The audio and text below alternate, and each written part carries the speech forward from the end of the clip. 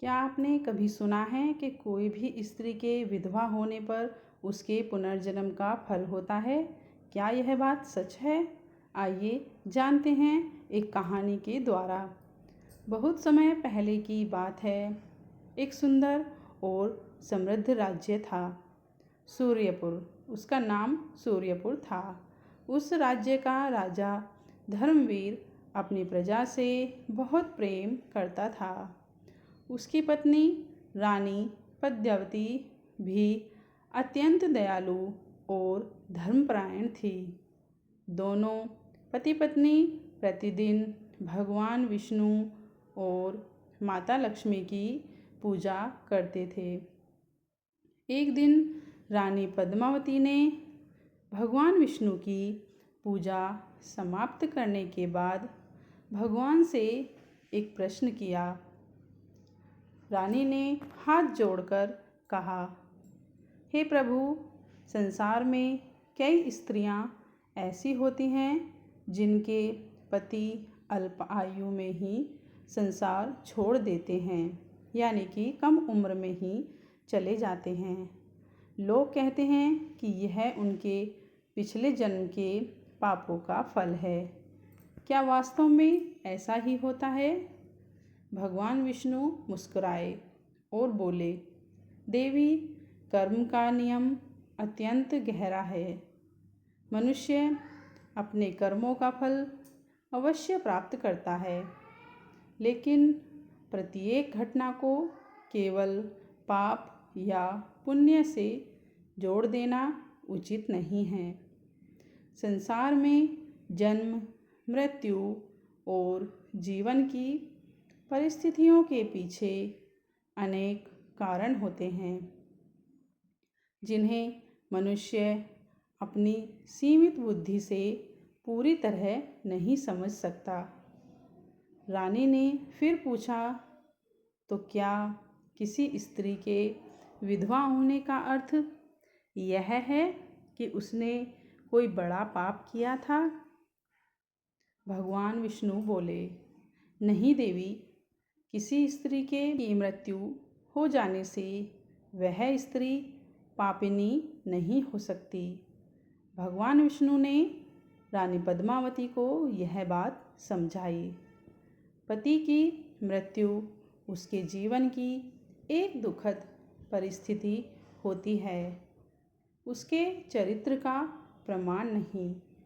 इतना कहकर भगवान ने रानी को एक कथा सुनाई।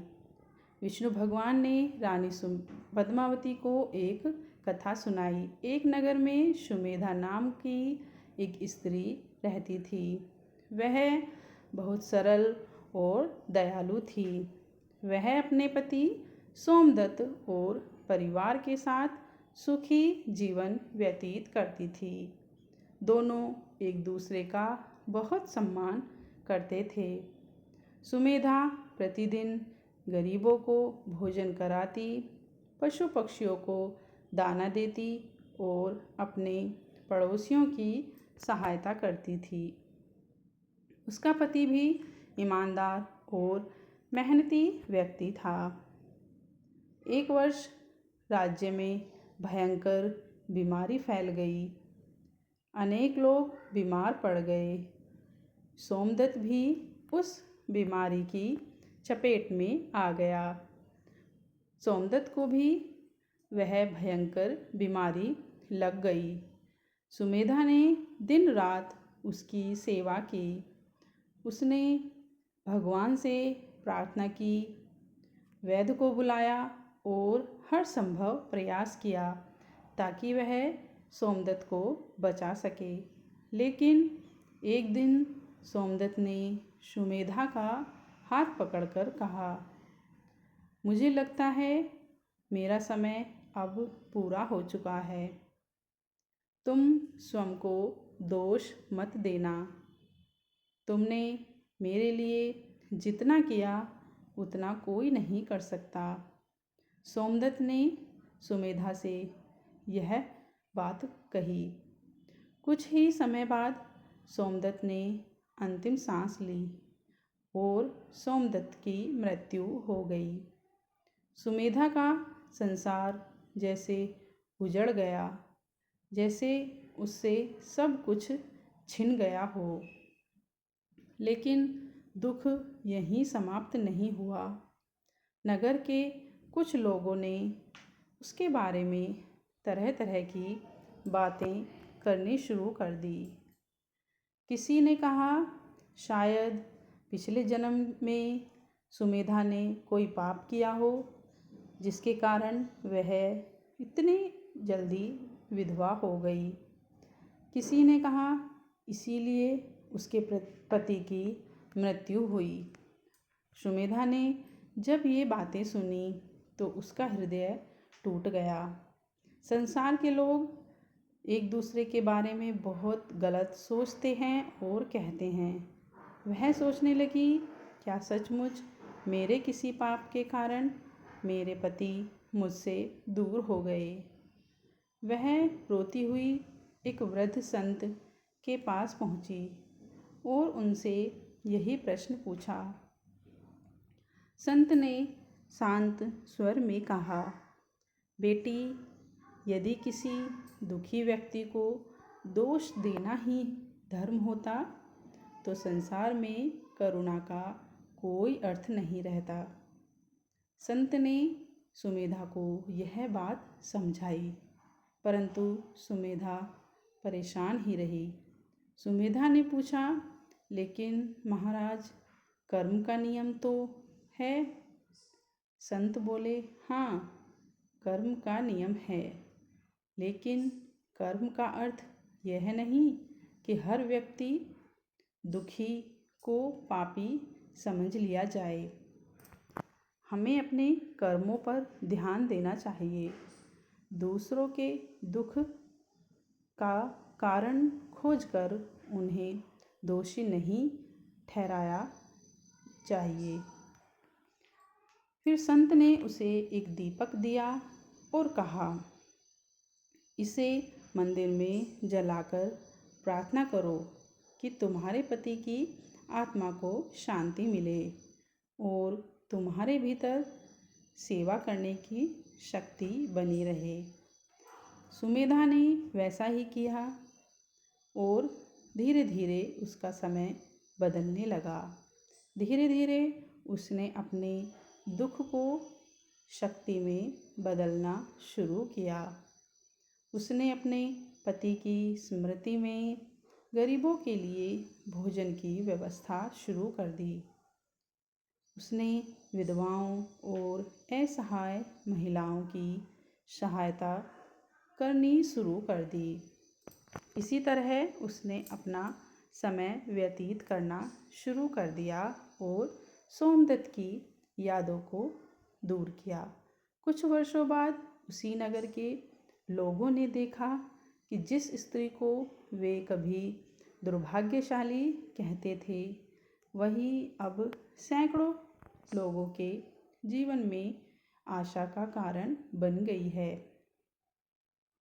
वह एक दिन वही वृद्ध संत नगर में आए जिन्होंने सुमेधा को सही रास्ता दिखाया था। उन्होंने सुमेधा को देखकर कहा, बेटी, तुम्हारे जीवन में जो घटना हुई उसका अर्थ केवल दुख नहीं था। तुमने अपने दुख को दूसरों की सेवा में बदल दिया। यही तुम्हारे जीवन की सबसे बड़ी साधना है।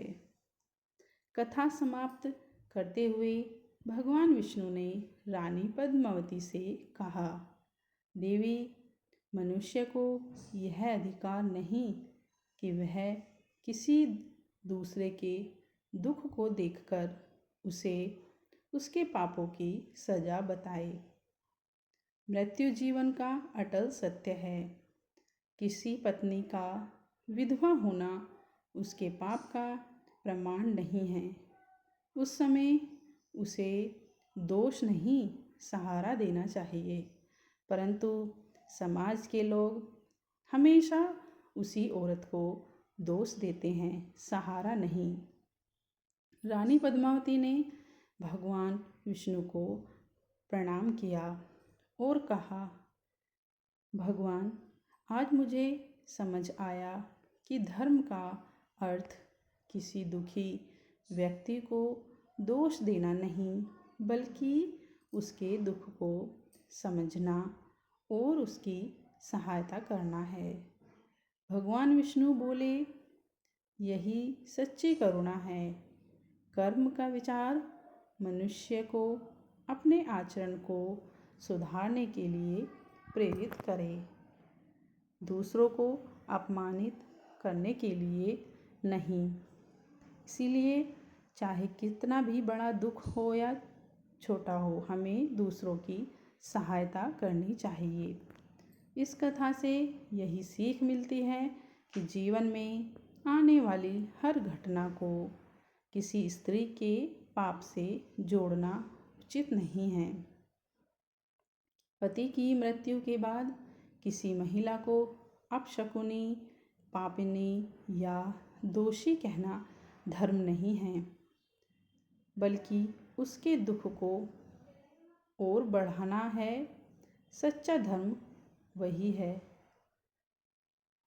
जिसमें दुखी व्यक्ति को दोष नहीं, सहारा दिया जाए, आंसू नहीं, सम्मान दिया जाए और निराशा नहीं, आशा दी जाए। इसी तरह कोई विधवा स्त्री दोषी नहीं होती। जय श्री हरि, जय माता लक्ष्मी, जय विष्णु भगवान। आप सभी पर विष्णु भगवान की कृपा हमेशा बनी रहे।